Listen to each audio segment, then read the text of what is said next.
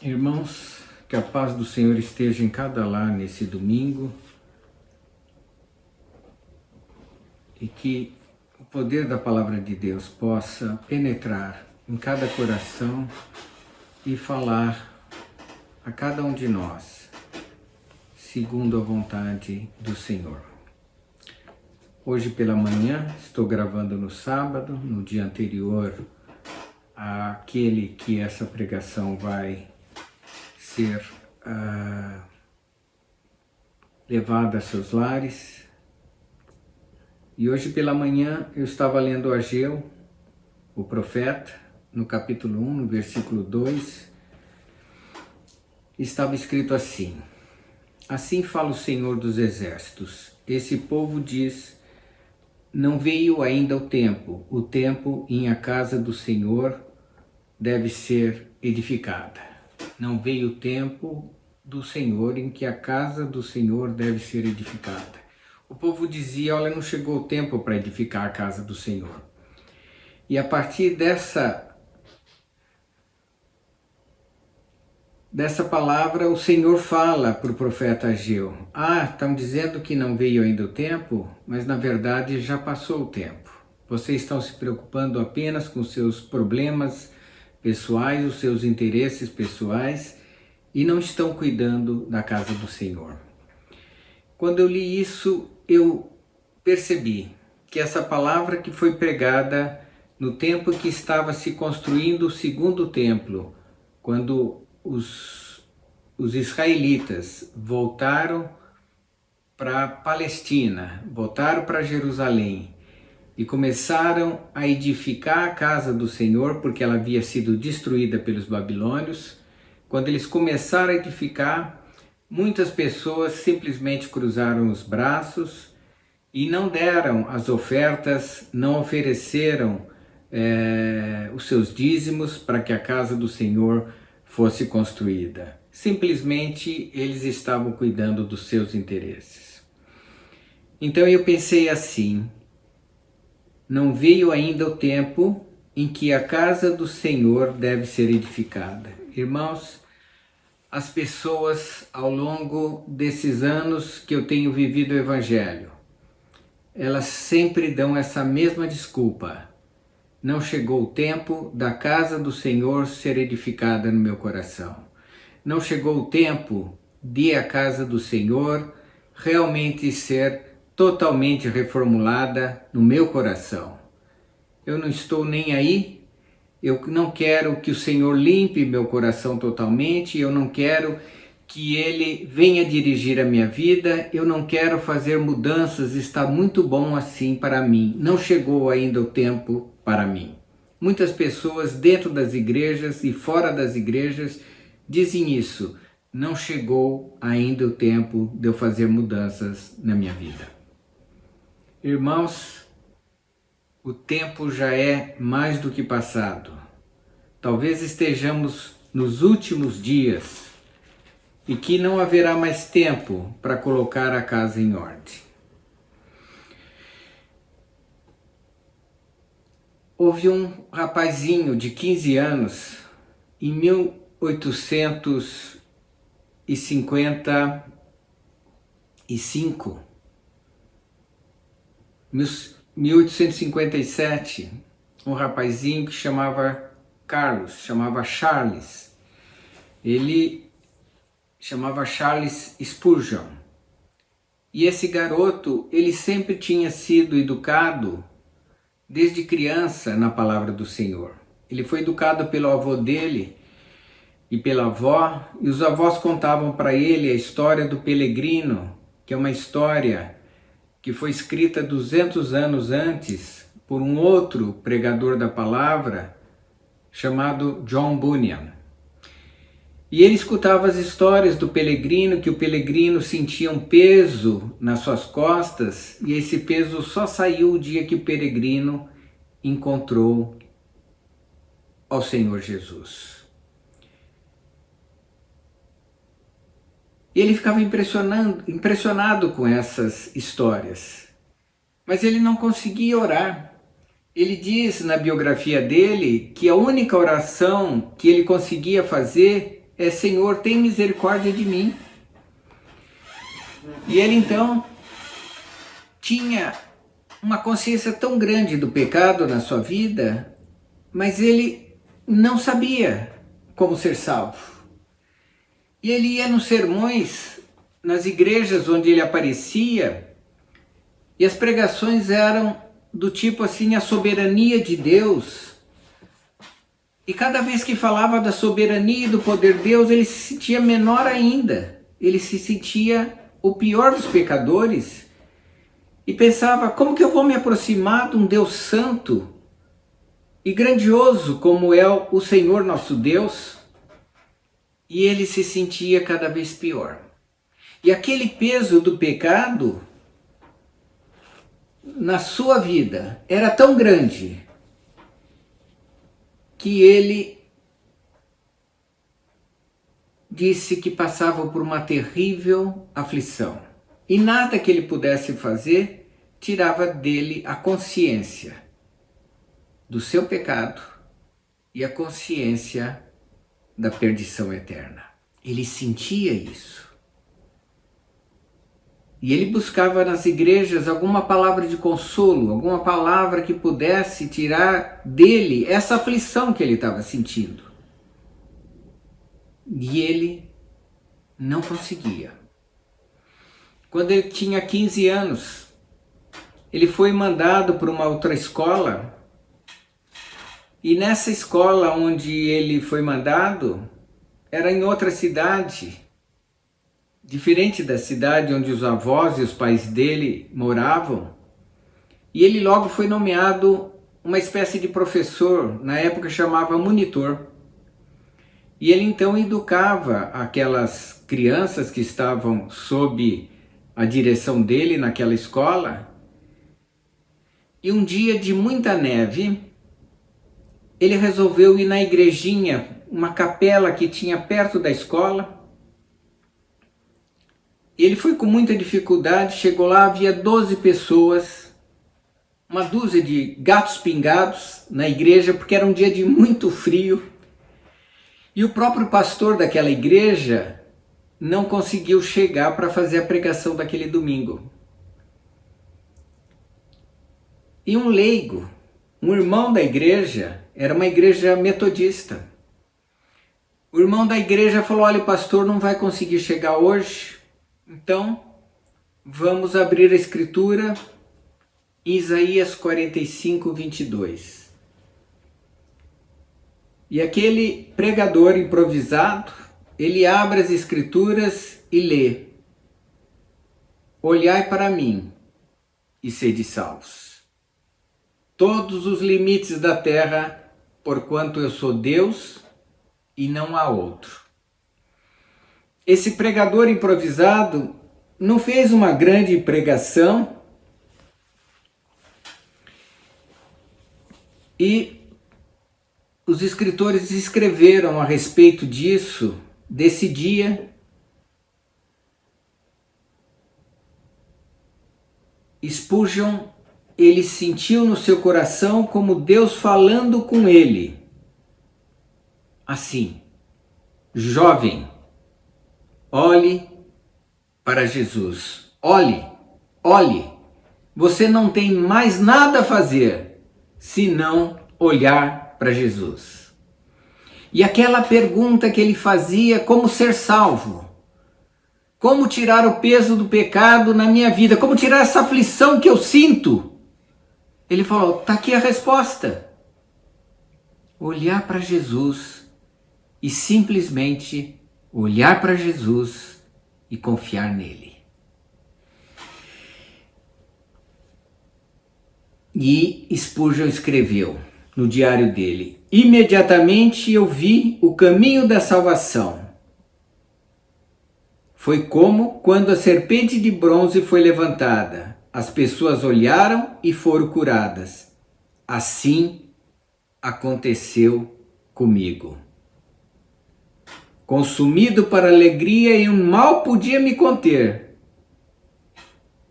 Eu sabia que eu tinha sido salvo por Jesus naquele momento. Um sermão simples, Apenas 2 linhas de pregação, irmãos. Olhai para mim e sede salvos vós todos, todos os limites da terra, porquanto eu sou Deus e não há outro.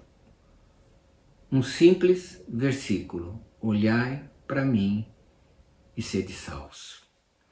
Talvez você tenha passado a vida toda pensando: como que eu posso me encontrar com Deus? E se Ele voltar nesse exato momento, como que eu vou me apresentar a Ele?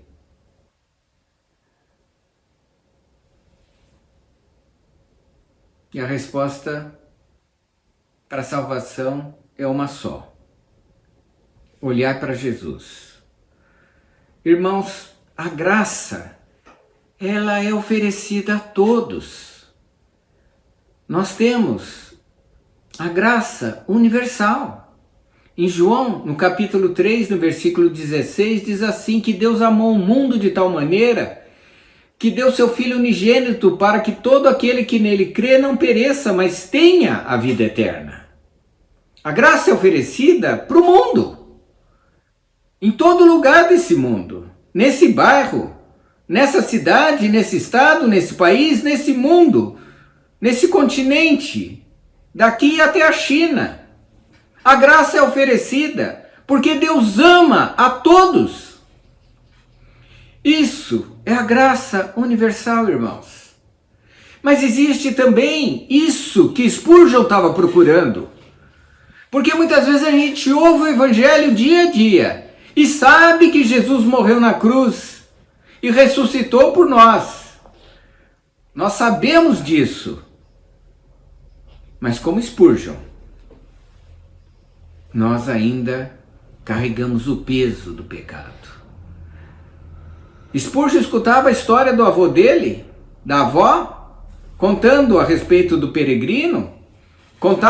Ele sabia histórias da Bíblia, mas ele não se sentia salvo.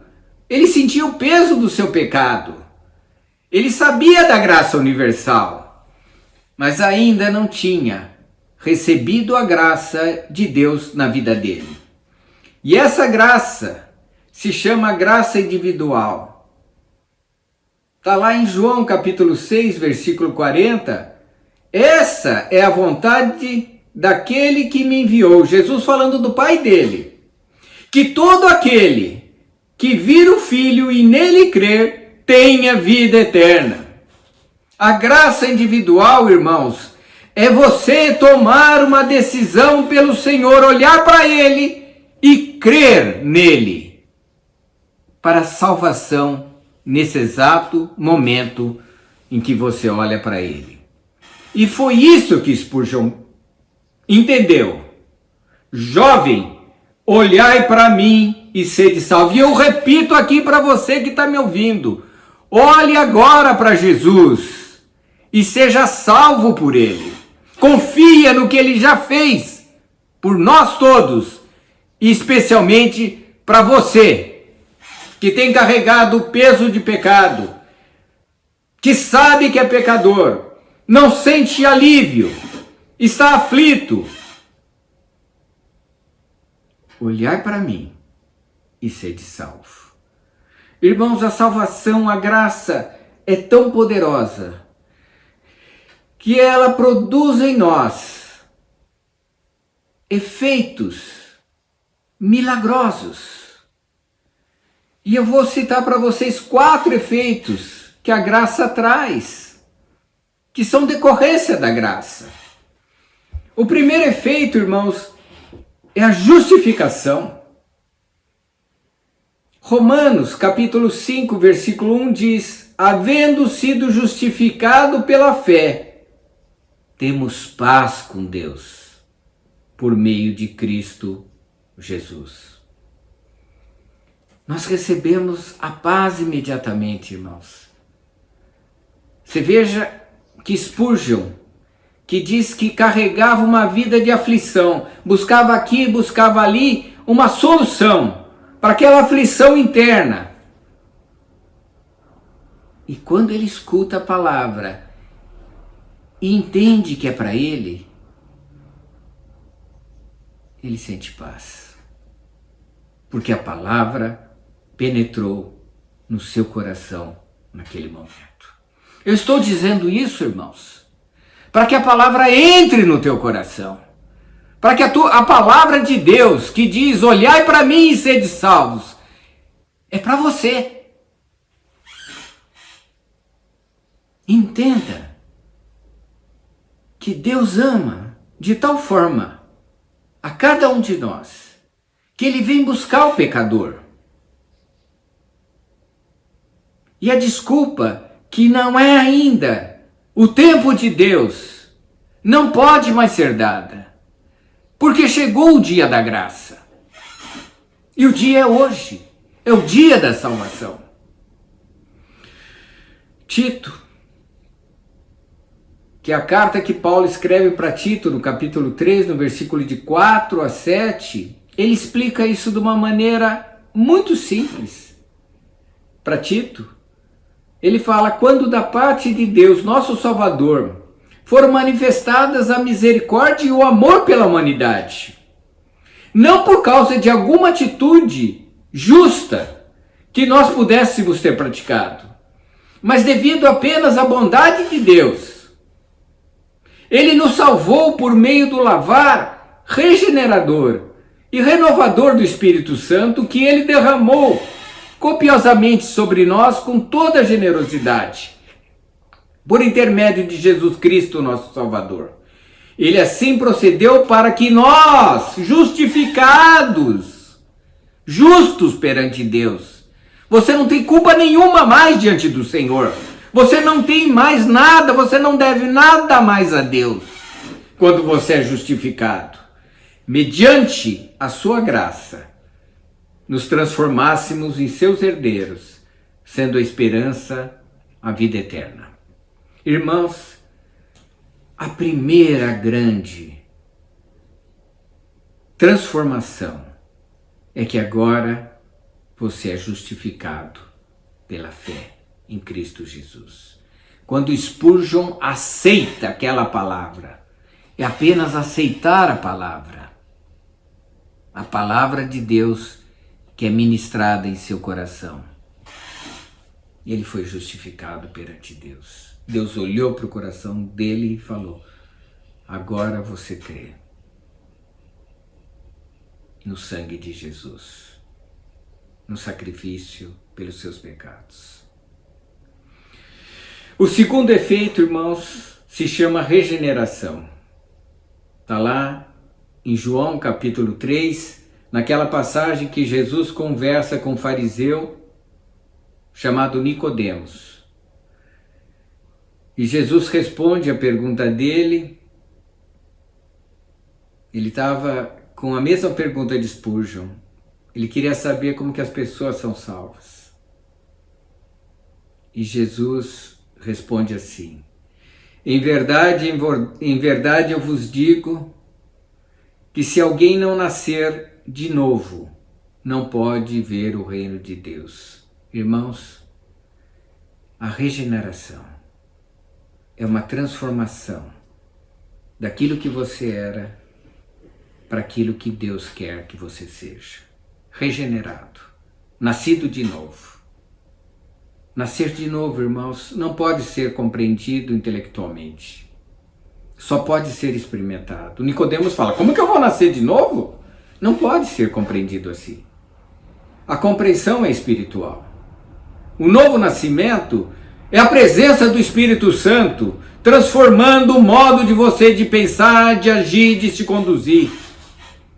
Nascer de novo significa ser uma nova criatura em Cristo Jesus. Isso é experiência, irmãos. Isso é algo inovador de transformação da nossa vida. Se você não passou pelo novo nascimento, se você não foi regenerado, se o Espírito Santo ainda não te convenceu do pecado, do juízo e da condenação, então você não nasceu de novo. Quem nasceu de novo sabe que nasceu de novo. É algo incompreensível do ponto de vista intelectual. Não dá apenas para aprender nos livros. É algo que tem que ser experimentado porque é algo muito agradável de se experimentar. Nascer de novo. A regeneração. A terceira experiência pela qual você passa quando você aceita a graça salvadora do Senhor, que ela é oferecida para todos. Todo dia se fala da graça no mundo inteiro, irmãos. Mas ela é para você, indivíduo. Não é uma história contada, como a história que Spurgeon escutava dos seus avós, apenas para passar a noite, para ir para dormir. Não! É uma história para ser transformadora de cada um de nós. A terceira experiência da graça, irmãos, é a santificação. Em Atos, no capítulo 26, no versículo 16 e 19, Paulo conta do dia que ele olhou para Jesus. Do dia que ele recebeu Jesus. O que Jesus fala para ele? Jesus diz assim: agora, pois, Paulo, levanta-te, apruma-te em pé.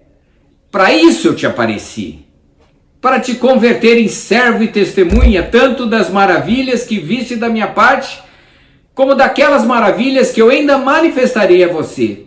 Irei livrar-te deste povo e dos gentios, para os quais envio, para lhes abrir os olhos, converter-lhes das trevas para a luz, e do poder de Satanás para Deus, a fim de que recebam o perdão dos pecados e a herança dos que são santificados pela fé em mim. A santificação, irmãos, é o projeto de Deus para aqueles que olham para Jesus.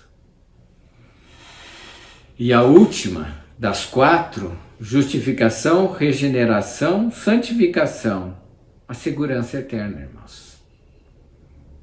A primeira carta de Pedro, no capítulo 1, no versículo 3 até 5, Pedro diz assim: bendito seja Deus e Pai de nosso Senhor Jesus Cristo, porque de acordo com a sua extraordinária misericórdia nos regenerou para uma viva esperança por intermédio da ressurreição de Jesus Cristo dentre os mortos, para uma aliança que jamais se extinguirá, nem tampouco será desonrada ou perderá o seu valor, herança preservada nos céus para vós, que sois protegidos pelo poder de Deus por meio da fé, até a chegada da salvação prestes a ser plenamente revelada no final dos tempos.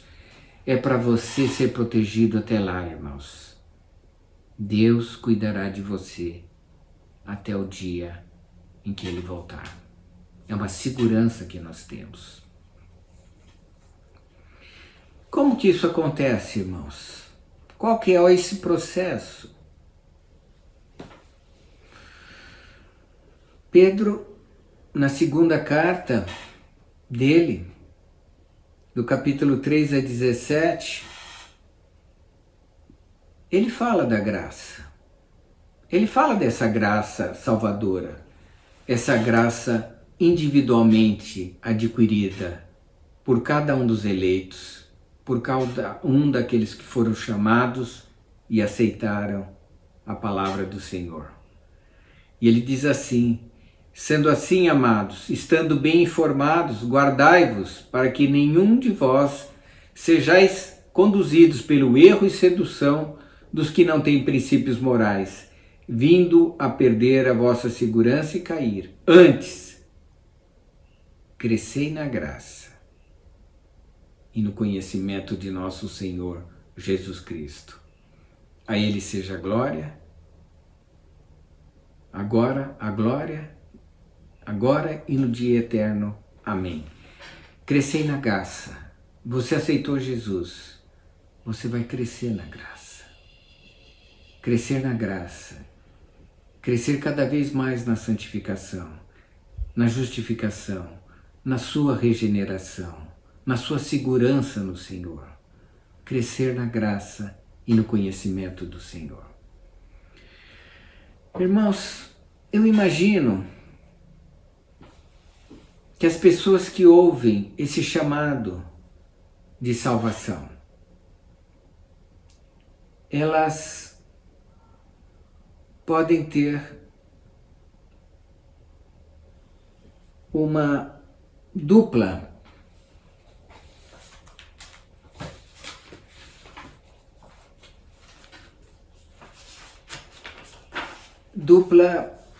decisão.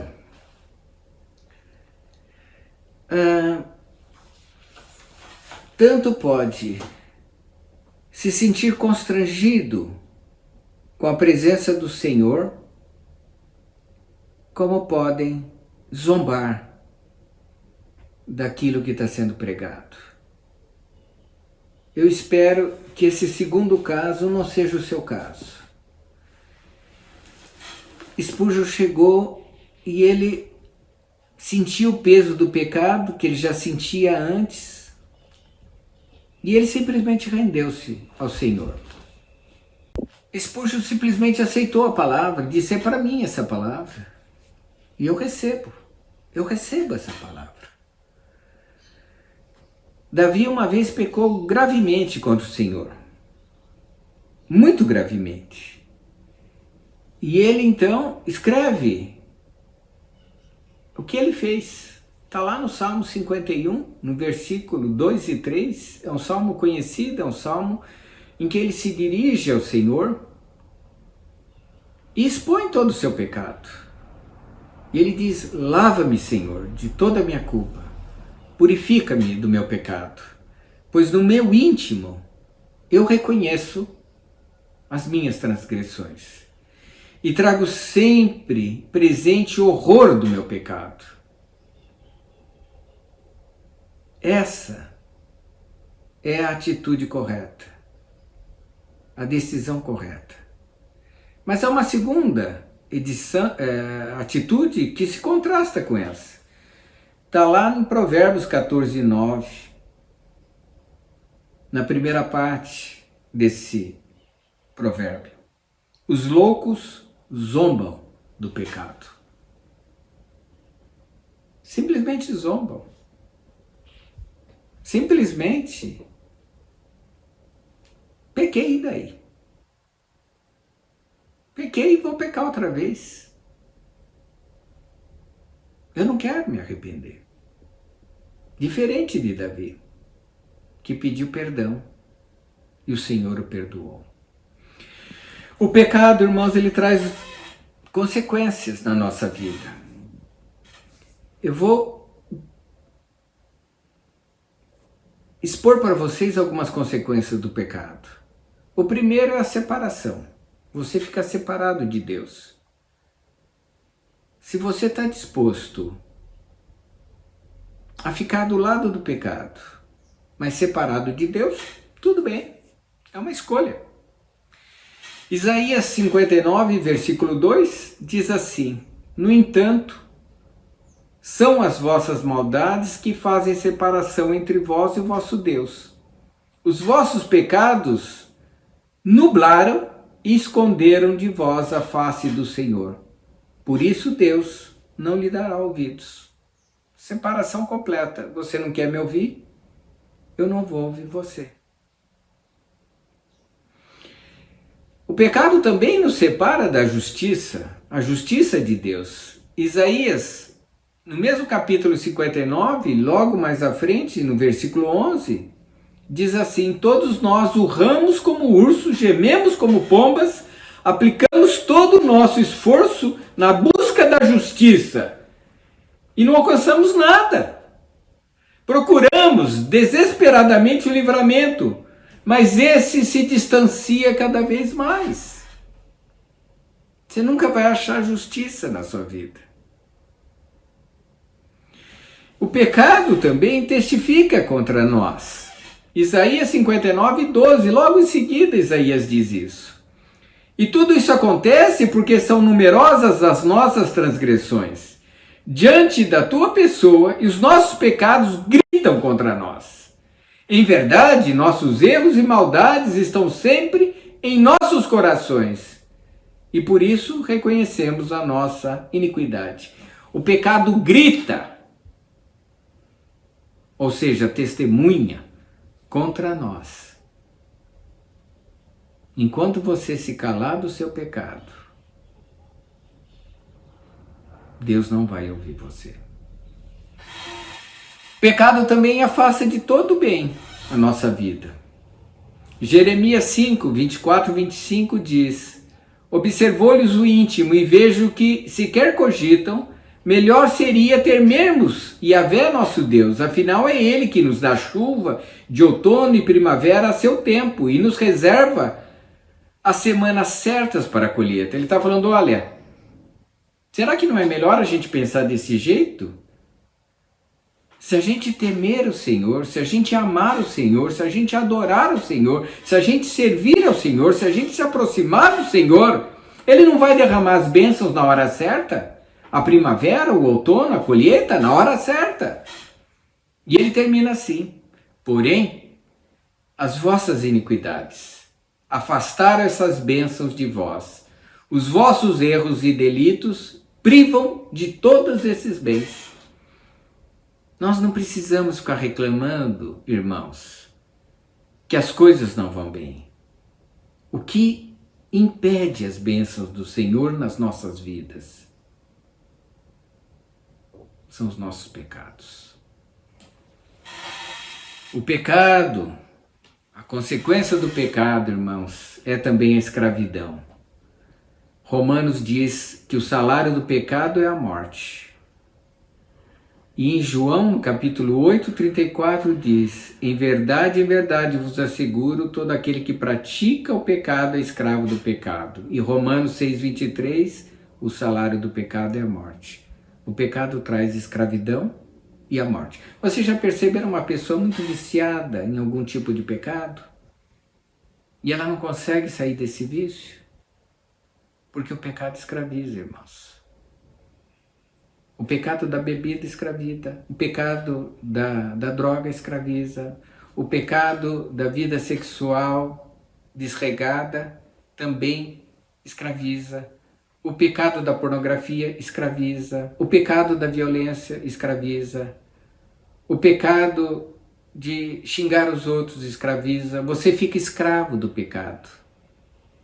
E você então fala, eu estava acostumado, eu vim do mundo, estou acostumado a falar essas coisas.